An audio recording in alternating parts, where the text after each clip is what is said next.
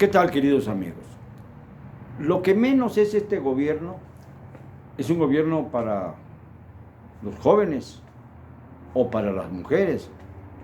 Es un gobierno bastante complicado porque, por un lado, ha apoyado a algunas secretarias de Estado que no han servido para nada, la mayor parte de ellas, o casi todas, o todas. Y ha postulado a través de Morena a varias mujeres para que sean gobernadoras. Yo, de acuerdo a la lista que tengo, me doy cuenta de que nunca antes en la historia de nuestro país habíamos tenido tantas gobernadoras. Fíjense, cuenten, son 7. Baja California con Marina del Pilar Ávila, Campeche con Laida Sansores San Román, a ver cómo les va. Colima, Indira Vizcaíno Navarro. En la Ciudad de México, Claudia Sheinbaum, claro, la presidenciable, Claudia Sheinbaum Pardo.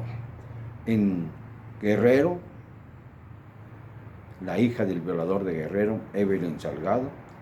En Chihuahua, una extraordinaria mujer, ahí sí, Maru Campos. En Tlaxcala, otra mujer, pues que está realmente teniendo un principio más o menos interesante, Lorena Cuellar Cisneros, nieta de 2 exgobernadores priistas y que a ella misma fue priista durante largo tiempo y estuvo obviamente en varios partidos políticos, como es el caso también de Laida Sansores en Campeche. Pero quiero hablar también de eso que llaman el empoderamiento de las mujeres. A mí me encanta que haya tantas mujeres gobernadoras, si lo son, por su capacidad, no por circunstancias ajenas a ellas. Por ejemplo, Laida Sansores llega al gobierno de Campeche después de 30 años de aspirar a él, con 76 años de edad. Esto no tendría importancia si no fuera porque la señora no anda bien y además ganó a la mala, con una serie de elementos que no tienen nada que ver con la democracia. Y esto a pesar de que el refrendo del INE, del Instituto Nacional Electoral Final, duró hasta los últimos días en que tomó posesión, antes de que tomara posesión Laida Sansores, porque la pelea fue muy fuerte entre el candidato del PRI, el candidato del Movimiento Ciudadano, que estuvo a punto de ganar, y Laida Sansores, que se dividieron el 30% cada uno de los sufragios emitidos, 30.5, 30.7, por ahí van, todos. Y con este pequeño porcentaje de votos, Laida se hizo gobernadora de Campeche. La hija de uno de los priistas más aviesos que ha dado la historia de nuestro país, un cacique, Carlos Sansores Pérez, quien fue además presidente nacional del PRI y no sé cuántos cargos más. En esto del empoderamiento de las mujeres, por ejemplo, le tengo confianza a la morenista de Baja California, a Marina del Pilar Ávila. Creo posible que en Colima las cosas vayan bien con Indira Vizcaíno. En Guerrero, pues francamente, la hija de papi ha dejado a su padre hacer y deshacer lo que le ha venido en gana y por lo tanto no le auguro prosperidad alguna al estado de Guerrero, sino desgraciadamente la continuidad de una violencia que cada día es más lacerante. En Chihuahua, Maru Campos va a poner el orden. Esta sí le tengo confianza, no porque sea panista, sino porque sencillamente logró remontar tanto en la elección interna del PAN a quienes no querían que fuera candidata y querían imponer a Gustavo Madero, que es una figura nacional del PAN, pero que no pudo con la fuerza popular de Maru, y después, con la traición de Javier Corral Jurado, que es también panista, quisieron imponer a un morenista en la gobernatura de Chihuahua sin el menor éxito. Ganó Maru con una serie de trabas increíbles y ahora el pueblo de Chihuahua está confiado de que va a ser un buen gobierno. Si no lo llegara a hacer, sería terriblemente cuestionada, porque aquellos que levantan esperanzas y no las cumplen son finalmente linchados o linchadas por la historia. En el caso de Tlaxcala, Lorena Cuellar Cisneros, pues tiene una larga academia como mujer que vive de la política, desde sus abuelos, Crisanto Cuellar y Joaquín Cisneros, el que fue nada menos secretario particular o privado de Gustavo Díaz Ordaz. Hay que tener estos referentes para tener muy claro cuál es el origen de su sangre y cuál es el origen de su vocación política. El año que entra seguramente tendremos otra gobernadora, con lo cual serían 8. Y lo digo casi seguramente porque en Aguascalientes se dice que la entidad tiene nombre propio, y ese nombre propio es el de Tere Jiménez, que tiene una popularidad inmensa. También pertenece al PAN y seguramente va a lograr que Morena no penetre al estado de Aguascalientes. Aunque ella nació en Valle de Bravo, es una mujer inteligentísima y es una mujer que ha logrado ser 2 veces alcaldesa, se religió en la alcaldía de Aguascalientes y salió en septiembre pasado. Ahora es diputada, pero está esperando nada más el momento oportuno para lanzar su candidatura y seguramente ganará. Con ello tendremos un récord histórico, 8 cuando menos, porque no sabemos qué va a pasar en otras entidades del país que también van a revelar a sus gobiernos y van a, obviamente, algunos a lanzar mujeres para que ocupen el cargo ejecutivo. Así que podríamos estar en presencia de un fenómeno sin igual en la historia de nuestro país. Ya viene la elección en Tamaulipas, viene la elección en Hidalgo, y en estos estados pueden haber mujeres que compitan y ganen las elecciones, porque una cosa es que haya paridad de género en cuanto a las candidaturas y otra cosa es muy distinta, es que haya paridad de género en cuanto a las victorias, porque ni modo de que se quiera anular a un gobernador electo porque resulta que no da matemáticamente el número para lograr que sean igualdad de hombres y de mujeres en el poder, en los poderes estatales. Esto sería totalmente absurdo y antidemocrático. Yo siempre he pensado que la democracia se basa en la capacidad, no en el sexo de unos y otras, sino simple y sencillamente en la capacidad. Si hay más mujeres que hombres en el poder es porque rebasaron la capacidad de aquellos que postulaban como varones a un puesto de elección popular como son los gobiernos de los estados.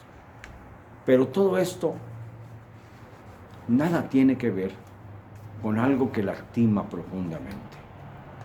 Ya López Obrador cree que los únicos jóvenes que pueden egresar de las universidades con ideas liberales, no neoliberales, sino ideas socializantes, pero de un López Obradorismo marxista, así como se hablaba del marxismo-leninismo, aquí hay que hablar del López Obradorismo marxista, porque primero López Obrador y luego Marx, en el caso del marxismo-leninismo no era así, pero aquí primero López Obrador, Carlos Marx es nada más como un acompañante. Y esto lo digo porque cuando yo cursé estudios en la Universidad Nacional Autónoma de México, como ya les dije ayer, con mucho orgullo, y me egresé como licenciado en Derecho de la Universidad Nacional en 1975, hace ya muchos años, pero ahí egresé y sigo teniendo por mi universidad un cariño profundísimo, no como aquel que canta todas las mañanas como gallo crudo y que dice que ha perdido la esencia de la Universidad Nacional. Por eso quiero reiterarles hoy mi convocatoria, para que podamos organizar los universitarios de ayer y de hoy una manifestación fuerte, dura, enérgica, contra un presidente que nos ha ofendido. Ningún presidente de México, ni siquiera Gustavo Díaz Ordaz, que desgraciadamente pasó a la historia por su mano represora en la matanza de Tlatelolco, ni Echeverría, que hizo otro tanto el Jueves de Corpus de 1971, aunque cuando fue candidato a la presidencia Echeverría pidió perdón ahí en la Universidad de Morelia a los universitarios. Y esto produjo un choque entre Díaz Ordaz y el candidato Echeverría. Luego ya se pondrían las cosas en orden y Echeverría llegaría al poder. Y no cumpliría con su propósito de no reprimir a los estudiantes. Lo hizo escandalosamente el jueves de Corpus, como ya dije. Pues bien, no se puede tolerar que un presidente de México hable con tanto desprecio de nuestra máxima casa de estudios. No se puede tolerar. Es ignominioso que además diga él que es egresado de la UNAM porque hizo una carrera fast track de 3 años y que además tardó 14 años en recibirse porque estaba en la grilla en su Tabasco y en México, en la grilla de la que he vivido toda la vida, la grilla, sin darse cuenta de que con la grilla no se aprende a manejar a un país, aunque se le recorra de cabo a rabo. No ha tenido la capacidad suficiente para entender que México no son solo sus aduladores, que México son sus aduladores y sus detractores, y también los que están en una posición central sin definirse en uno u otro bando. Entre los que quieren la revocación de mandato, entre los que me incluyo, y los que pretenden que AMLO siga gobernando más allá de marzo de 2022. Recuérdese que estamos llegando ya a la mitad exacta de su periodo. El 1 de noviembre comenzará la segunda mitad del periodo presidencial de 5 años, 10 meses. Y a partir del 1 de diciembre habremos cumplido ya 3 años del mal gobierno de Andrés Manuel López Obrador. Y no podemos seguir tolerando, bajo ninguna circunstancia, que el presidente diga que es democrático y lo único que hace es dividir cada vez más a la sociedad. Cada mañana insulta a los que él considera conservadores. Conservador ya no es aquel que quiere que las cosas se mantengan iguales. No, porque por ejemplo el grupo Frena no quiere que las cosas se mantengan iguales, quieren que se cambien. Entonces, desde este punto de vista no son conservadores. Vamos a hablar en términos realistas. Y además emite juicios personales, les llama fifís. O sea, divide, y esto ha sido la línea conductora de un gobierno verdaderamente atroz. No hay hilos conductores que sirvan para unir al país, sino hay detractores dentro de la cuarta T, que francamente han hecho todo lo posible por dividir en bandos a los mexicanos. Y aquí que se ha dividido tanto a los mexicanos que seguramente ya son más, muchos más, los que repelen a López Obrador de aquellos que lo aplauden como focas en un circo de esos corrientes, de los que pueden todavía dar funciones con animales. Les bastaría ir al Palacio Nacional para juntar a todos los que hay por allá, o bien en alguna de las sedes del Ejecutivo Federal, en los cuarteles, por ejemplo, o en los bancos del bienestar que están dentro de los cuarteles.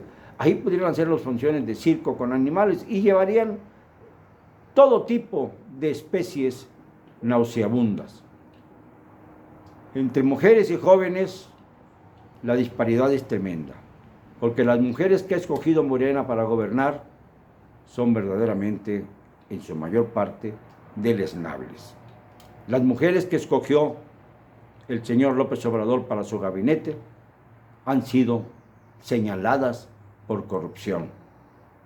Irma Heréndira Sandoval, Rocío Nale, ahora se enfocan a Tatiana Cloutier, pero también hay otras, Claudia Sheinbaum, por ejemplo, que parece la alfombra de López Obrador. Y en cuanto a los jóvenes, ya también se da el lujo de insultarlos, porque en la Universidad Nacional Autónoma de México no hay incondicionales de AMLO, hay sencillamente un espíritu y un corazón rebeldes, como debe ser el corazón y el espíritu de todos los jóvenes de México. Lo siento, no me van a callar. Y lo digo y siempre, con cero cobardía.